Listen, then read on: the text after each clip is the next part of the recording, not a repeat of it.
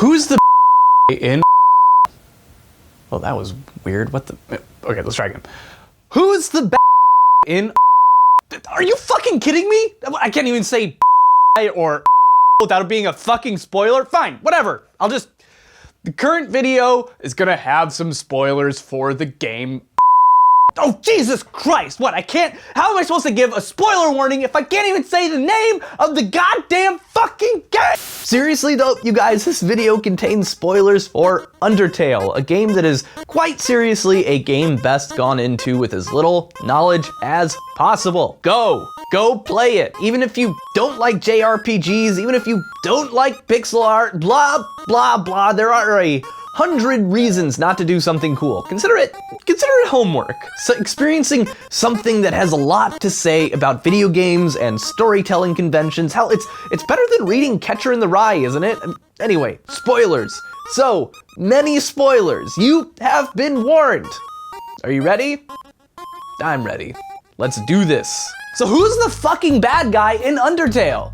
Well, if you listen to my spoiler warning, then you've already played the game and you know. Seriously, I'm warning you, you better not be watching this if you haven't beaten Undertale yet. Josh, that includes you. Just trust me, I won't put dicks in the video. And you know that the bad guy is Flowey.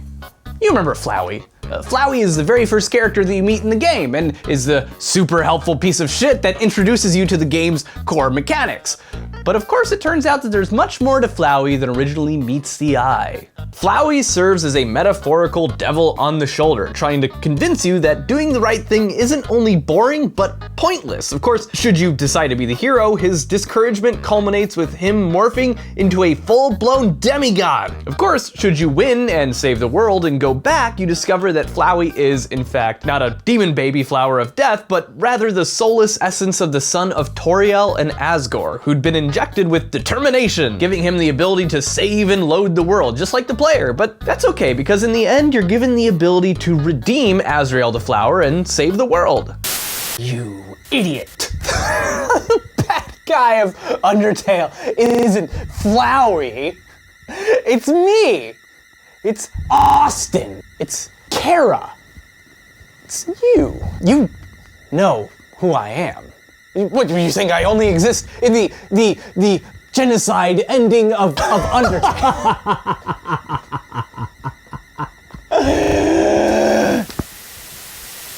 No. I'm the Koopas that you killed as a kid. I'm bandits. I'm raiders. I'm every monster you ever killed in Final Fantasy while running in circles trying to grind levels. I'm the gaming convention that trained you to advance at all costs. Get the experience, money, kill everything in your path. That is how you solve your problems. I am you.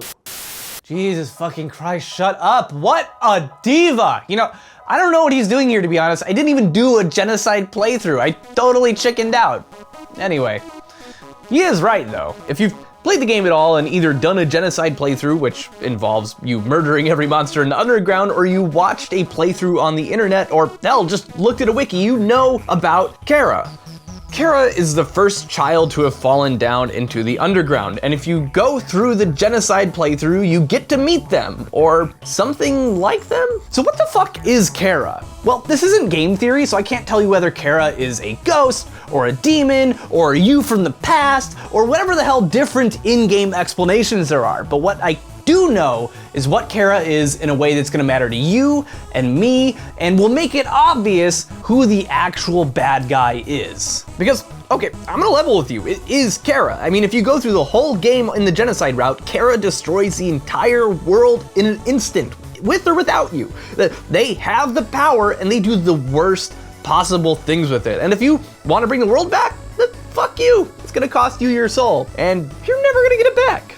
That's some terrible, evil as hell shit. And yeah, I know the last video I did was all about how evil didn't exist, but Undertale is a universe where pure evil, the kind that's more of a metaphysical force of nature, definitely totally exists. So Chara is evil and is definitely the big bad guy. But If that's the case, how come you don't even see this character unless you yourself act like the worst piece of shit imaginable? This isn't a rhetorical question, by the way. I've been wrestling with this for weeks. How come you don't fight against the actual villain of the game when you choose the most heroic path of them all, where you save the lives of literally everyone, free them from captivity, solve all their problems, and redeem the most tragic figure in the universe? Wouldn't the most heroic possible thing be to destroy the very definition of evil itself? What if I told you that you are actively fighting against Chara every time you don't kill someone in Undertale? You see, Chara, or if you're following the instructions of Toby Fox, the creator of Undertale and named the fallen child your own name, you, explains what they are if you go through and complete the genocide playthrough in its entirety. HP, attack, defense, gold, EXP, LV, every time a number increases, that feeling, that's me. Chara isn't just a demon or a presence of evil, they are gaming convention. They are the lack of empathy we feel for raiders in Fallout. They are the mindless grinding in JRPGs. They are the boredom you feel right before you close out of a game and decide to attack the guards just to see how much of a town you can kill before you die. They are the completionist drive that will do everything and anything to experience every ounce of a game that exists. They are the frustration you feel when you can't get past a challenge and just want to fucking Kill Undyne.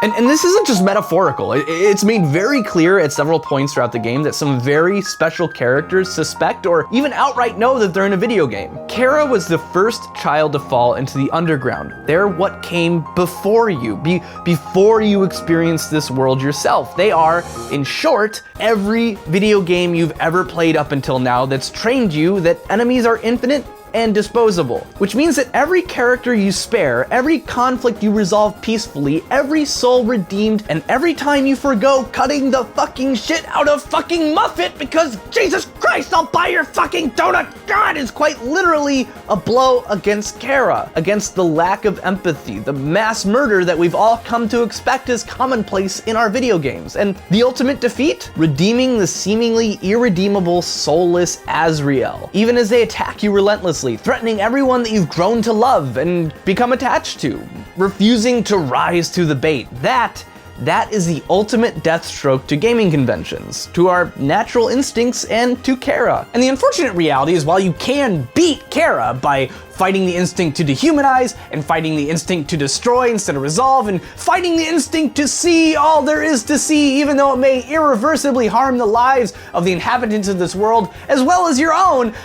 Chara is never truly defeated. You're just one reset game away from giving in to the temptation and giving them strength. Luckily, it takes even more determination to fully actualize Chara, having to murder your way through the entirety of Underground. The game makes it so this cannot possibly be a mistake. You have to mindlessly, coldly grind through an area, eliminating every monster before moving on and maximizing your EXP and LV. And you have to do this all the way through the game and beat some of the hardest fucking boss fights I've ever seen. And once you make it through the gauntlet and kill your conscience, that's right, Sans is basically a nihilistic Jiminy Cricket. And then it's done. Your game world, through your dedication and determination to do so, is forever tainted, marked with the blood of dozens of innocents.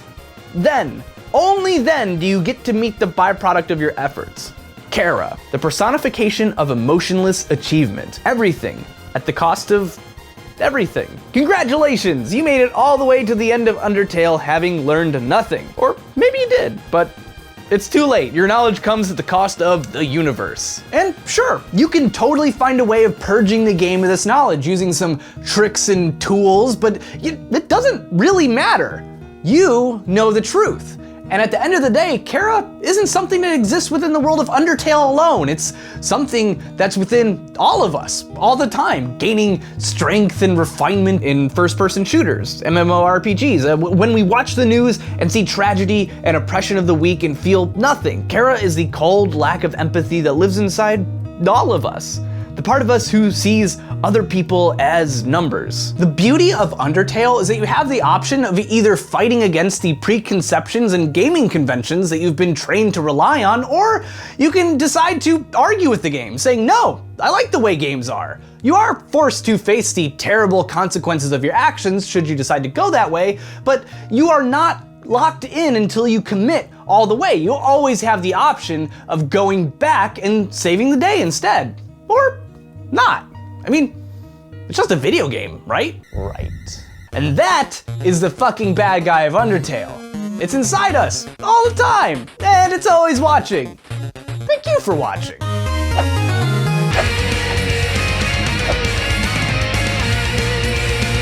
Thank you for watching my video about Undertale. I've been kind of obsessed, which is kind of a problem, turning into one of those fans that people are like, oh, Undertale is really good, except for the fan base, which is really annoying. I'm becoming the annoying fan base.